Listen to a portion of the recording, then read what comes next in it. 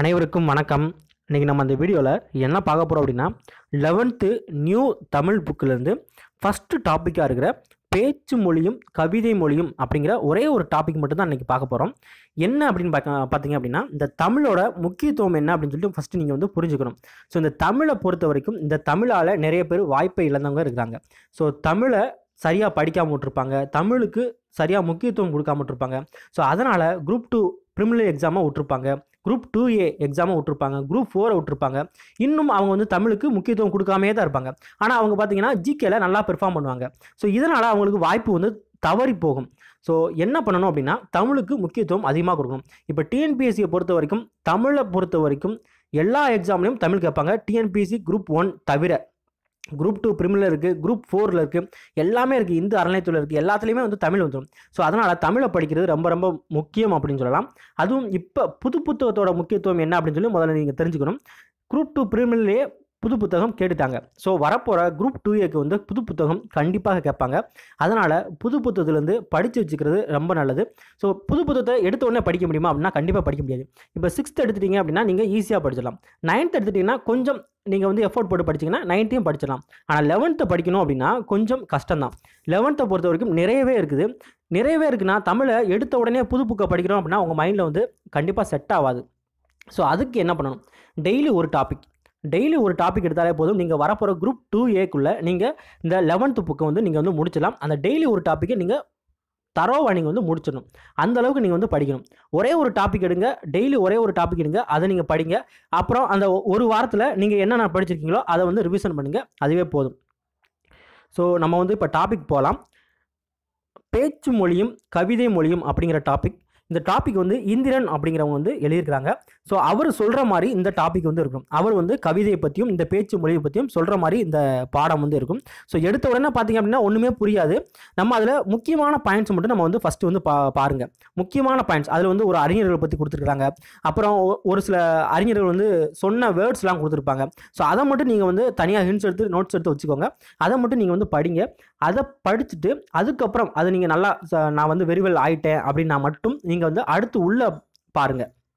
First கவிதை. கலைகளின் உச்சத்தை கவிதை அப்படின்னு சொல்கிறாங்க. ஸோ கலைகளின் உச்சம் என்ன அப்படின்னா அது வந்து கவிதை அப்படின்னு சொல்லி சொல்கிறாங்க. அடுத்து மகாகவி பாரதி சொன்ன ஒரு கூற்றை வந்து சொல்லியிருக்கிறாங்க. என்ன அப்படின்னு பார்த்தீங்கன்னா, கவிதையினை இயன்றவரை பேசுவது போல் எழுதுவதுதான் உத்தமம் என்றும் அதுவே மானுடத்துக்கு எழுத்தாளர்கள் செய்யும் கடமை என்றும் கூறியவர் தான் மகாகவி பாரதி. ஸோ கவிதையினை இயன்றவரை பேசுவது போல் எழுதுவதுதான் உத்தமம் என்றும் அதுவே மானுடத்துக்கு எழுத்தாளர்கள் செய்யும் கடமை என்றும் கூறியவர் மகாகவி பாரதி.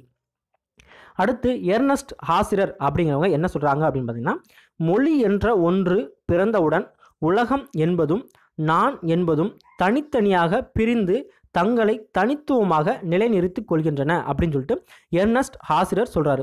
ஸோ அகெயின்ஸ்ட் இன்னொரு சொல்கிறேன். மொழி என்ற ஒன்று பிறந்தவுடன் உலகம் என்பதும் நான் என்பதும் தனித்தனியாக பிரிந்து தங்களை தனித்துவமாக நிலைநிறுத்திக் கொள்கின்றன அப்படின்னு சொல்லிட்டு எர்னஸ்ட் ஹாசிரர் அப்படிங்கிறவங்க சொல்கிறாங்க. அடுத்து வந்து பார்த்தீங்கன்னா, பேச்சு அப்படிங்கிறது என்ன அப்படின்னா, மொழியில் நீந்துவது தான் பேச்சு அப்படின்னு சொல்லலாம். ஸோ மொழியில் நீந்துவது எது அப்படின்னு கேட்டால் பேச்சு அப்படின்னு சொல்லலாம். மலையாள கவி ஆற்றூர் ரவிவர்மா.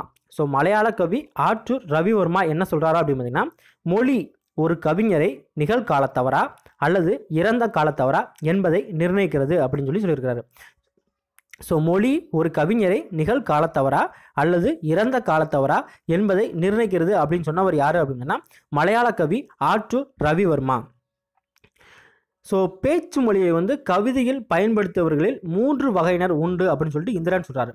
ஸோ பேச்சு மொழியை கவிதையில் பயன்படுத்துபவர்களில் 3 வகையினர் உண்டு. முதல் வகையினர், 2ஆம் வகையினர், 3ஆம் வகையினர். இவங்களுக்கு ஒரு எக்ஸாம்பிள் கொடுத்துருக்காங்க. முதல் வகையினர் யார் அப்படின்னு பார்த்தீங்கன்னா வால்ட் விட்மன் அப்படின்னு இந்த அறிஞரை வந்து எக்ஸாம்பிளாக கொடுத்துருக்காங்க. 2ஆம் வகையினர் யார் அப்படின்னு பார்த்தீங்கன்னா கவிஞர் மல்லார்மே அப்படிங்கிறவங்கள எக்ஸாம்பிளாக கொடுத்துருக்காங்க.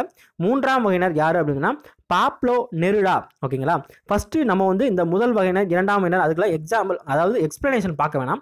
ஃபஸ்ட்டு முதல் வகையினர்னா வால்ட் விட்மன், 2ஆம் வகையினர்னா கவிஞர் மல்லார்மே, 3ஆம் வகையினர்னா பாப்லோ நெருடா. ஸோ இதை வந்து ஃபஸ்ட்டு வந்து மெமரைஸ் பண்ணுங்கள். அதுக்கப்புறம் நீங்கள் முதல் வகையினர்னா என்ன, 2ஆம் வகையினர்னா என்ன, 3ஆம் வகையினர் என்ன அப்படின்னு சொல்லி பாருங்கள். ஏன்னா உங்களுக்கு வந்து புரியாது. இது வந்து கவிதை மொழியில் கொடுத்துருக்கனால உங்களுக்கு எதுவுமே புரியாது. ஸோ 2ஆம் வகையினருக்கு ஒரு விளக்கம் கொடுத்துருக்காங்க. என்ன அப்படின்னு பார்த்தீங்கன்னா, எதிராளியை விழித்து பேசுவது போன்றது அன்று. மின்சார ரயிலின் நெருக்கத்தில் படியில் தொங்கி கொண்டு போகிற போது வெளியில் பறந்து கிடக்கும் தனிமையை சாட்சியாக வைத்து தங்களுக்கு தாங்களே உதடு பிரித்து பேசிக்கொள்ளும் வகையினர் தான் இந்த இரண்டாம் வகையினர் அப்படின்னு சொல்லியிருக்கிறாங்க. ஸோ நம்ம திரும்ப ஒரு தடவை எக்ஸாம்பிள் பார்த்துக்கலாம். முதல் வகையினருக்கு வால்ட் விட்மன், இரண்டாம் வகையினருக்கு கவிஞர் மல்லார்மே, மூன்றாம் வகையினருக்கு பாப்லோ நெருடா ஸ்பானிஷ் கவிஞர். அதுக்கப்புறம் இந்த வால்ட் விட்மன், அப்புறம் இந்த மல்லார்மே, அப்புறம் இந்த பாப்லோ நெருடா இவங்களுக்கு ஒரு எக்ஸ்பிளனேஷன் கொடுத்துருக்காங்க. அவங்க எழுதின கவிதைகளும் கொடுத்துருப்பாங்க. ஃபஸ்ட்டு நம்ம வால்ட் விட்மன்னா யார், ஸோ அவங்க வந்து எந்த நாட்டை சேர்ந்தவங்க, இதை மட்டும் படிப்போம். ஸோ வால்ட் விட்மன் இவர் வந்து அமெரிக்காவை சேர்ந்த ஒரு கவிஞர். ஸோ வால்ட் விட்மன் அமெரிக்காவை சேர்ந்த ஒரு கவிஞர். புது கவிதை இயக்கத்தை தோற்றுவித்தவர் வால்ட் விட்மன். ஸோ புது கவிதை இயக்கத்தை தோற்றுவித்தவர் வால்ட் விட்மன். புல்லின் இதழ்கள் அப்படிங்கிற ஒரு கவிதை வந்து எழுதியிருக்கிறாரு. ஸோ புல்லின் இதழ்கள் அப்படின்னு ஒரு நூல் வந்து எழுதியிருக்கிறாரு. இது வந்து உலக புகழ்பெற்றது அப்படின்னு சொல்லலாம். ஸோ புல்லின் இதழ்கள் அப்படிங்கிறது ஒரு நூல், லீவ்ஸ் ஆஃப் கிராஸ் அப்படின்னு சொல்கிறாங்க. அடுத்து வந்து பார்த்தீங்க அப்படின்னா இவர் கவிதை எழுதியிருக்கிறாரு. ஸோ என்ன கவிதை எழுதியிருக்கிறார், எதை பற்றி கவிதை எழுதியிருக்கிறார் அப்படின்னு பார்த்தீங்கன்னா அன்பை பற்றி ஒரு கவிதை எழுதியிருப்பார். ஸோ நண்பர்கள், அன்பு, இதை பற்றி ஒரு கவிதை வந்து எழுதியிருப்பார். அந்த புக்கில் நீங்கள் பார்த்தீங்கன்னா உங்களுக்கு தெரியும். ஸோ அன்பை பற்றி கவிதை எழுதினவர் யார் அப்படின்னு பார்த்தீங்கன்னா வால்ட் விட்மன் அப்படின்னு சொல்லலாம். அடுத்து ஸ்டெஃபான் மல்லார்மே. ஸோ ஸ்டெஃபான் மல்லார்மே வந்து பிரான்ஸ் நாட்டை சேர்ந்தவர். ஸோ ஸ்டெஃபான் மல்லார்மே பிரான்ஸ் நாட்டை சேர்ந்தவர். இவர் வந்து ஒரு ஆங்கில ஆசிரியராக பணியாற்றியவர். இவரை புரிந்து கொள்வதன் மூலமே குறியீட்டத்தையும் புரிந்து கொள்ள முடியும். ஸோ இவரை புரிந்து கொள்வதன் மூலமே குறியீட்டத்தையும், அதாவது சிம்பாலிசத்தையும் புரிந்து கொள்ள முடியும் அப்படின்னு சொல்லியிருக்கிறாங்க. இவங்க வந்து புத்தகங்களை பற்றி ஒரு கவிதை வந்து எழுதியிருப்பாங்க. ஸோ அடுத்து வந்து பார்த்தீங்க அப்படின்னா அந்த புத்தகங்களை பற்றி கவிதை வந்து பெருசாக இருக்கும். நீங்கள் வந்து அதை நீங்கள் ஃபஸ்ட்டு வந்து பார்க்காதீங்க. புத்தகங்களை பற்றியும் மாலுமிகளை பற்றியும் இவர் வந்து சொல்லியிருப்பார். அடுத்து Pablo Neruda. So Pablo Neruda வந்து எந்த நாட்டை சேர்ந்தவர் அப்படின்னா தென் அமெரிக்காவில் உள்ள சிலி அப்படிங்கிற நாட்டை வந்து சேர்ந்தவர். ஸோ தென் அமெரிக்காவில் உள்ள சிலி நாட்டை வந்து சேர்ந்தவர். லத்தீன் அமெரிக்காவின் மிகச்சிறந்த கவிஞர். ஸோ லத்தீன் அமெரிக்காவின் மிகச்சிறந்த கவிஞர் யார் அப்படின்னா பாப்லோ நெருடா. 1971 இலக்கியத்திற்கான நோபல் பரிசு பெற்றவர். ஸோ 1971 இலக்கியத்திற்கான நோபல் பரிசு பெற்றவர் பாப்லோ நெருடா. அடுத்து தமிழின் கவிதையியல் நூல் அப்படிங்கிற ஒரு நூலை எழுதினவர் யார் அப்படின்னா கா சிவத்தம்பி. ஸோ தமிழின் கவிதையியல் நூல் அப்படிங்கிற நூலை எழுதினவர் யார் அப்படின்னா கா சிவத்தம்பி.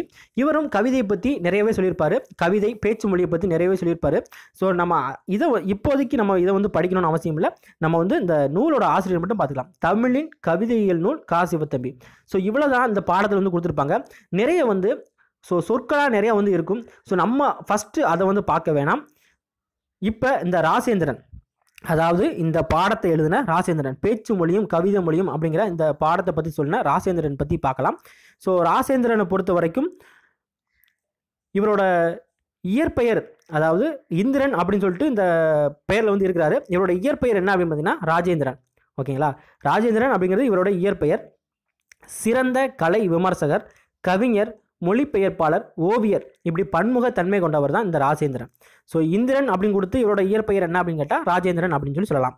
அடுத்து இவர் வந்து ஒரிய மொழி கவிஞர். ஸோ ஒரிய மொழி கவிஞர் மனோரமா பிஸ்வாஸின் பறவைகள் ஒருவேளை தூங்க போயிருக்கலாம். ஸோ நூலோட பேர் என்ன அப்படின்னா பறவைகள் ஒருவேளை தூங்க போயிருக்கலாம் அப்படிங்கிற இவரோட மொழிபெயர்ப்பு நூல். அதாவது ஒரிய மொழி கவிஞர் மனோரமா பிஸ்வாஸோட பறவைகள் ஒருவேளை தூங்க போயிருக்கலாம் அப்படிங்கிற ஒரு நூலை வந்து இவர் வந்து மொழிபெயர்த்திருக்கிறாரு. ஸோ அந்த நூலுக்காக 2011 ஆண்டுக்கான சாகித்ய அகாதமி விருது வந்து பெற்றிருக்கிறாரு இந்த ராஜேந்திரன் அப்படின்னு பெயர் கொண்ட இந்திரன். அடுத்து இவர் வந்து கவிதை தொகுப்புகள், கட்டுரை நூல்கள், இதழ்கள் இதெல்லாம் எழுதியிருக்கிறாரு. இவர் எழுதின கவிதை தொகுப்புகள் என்னென்ன அப்படின்னா முப்பட்டை நகரம், சாம்பல் வார்த்தைகள். ஸோ முப்பட்டை நகரம், சாம்பல் வார்த்தைகள் அப்படிங்கிறது கவிதை தொகுப்புகள். யார் எழுதினது அப்படின்னு பார்த்தீங்கன்னா ராஜேந்திரன் எழுதினது. அடுத்து கட்டுரை நூல்கள் தமிழ் அழகியல், நவீன ஓவியம். ஸோ தமிழ் அழகியல், நவீன ஓவியம் அப்படிங்கிறது இவர் எழுதின கட்டுரை நூல்கள், அதாவது ராஜேந்திரன் அல்லது இந்திரன் அப்படின்னு சொல்லலாம். இவர் எழுதின இதழ்கள் என்னென்ன அப்படின்னு பார்த்தீங்கன்னா வெளிச்சம், நுண்கலை. ஸோ இவர் எழுதின இதழ்கள் என்னென்ன அப்படின்னு பார்த்தீங்கன்னா வெளிச்சம், நுண்கலை. ஸோ ஒரு டாப்பிக்கில் இவ்வளோ தான் இருக்குது. மிஞ்சி போனால் உங்களுக்கு படிக்கிறதுக்கு ஒரு 10 நிமிஷம் ஆகலாம். ஆனால் இதை நீங்கள் திரும்ப ரீகால் பண்ணீங்க அப்படின்னா உங்களுக்கு ஈஸியாக உங்களுக்கு மெமரைஸ் ஆயிரும். ஸோ இதே மாதிரி நம்ம டெய்லி ஒரு டாபிக் மட்டும் பார்க்கலாம். ஒரு டாப்பிக்கு அன்றைக்கே நீங்கள் வந்து முடிக்கிறதுக்கு ட்ரை பண்ணுங்கள். உங்களுக்கு வரப்போகிற எக்ஸாம்ஸ்க்கு ரொம்ப யூஸ்ஃபுல்லாக இருக்கும். தேங்க்யூ.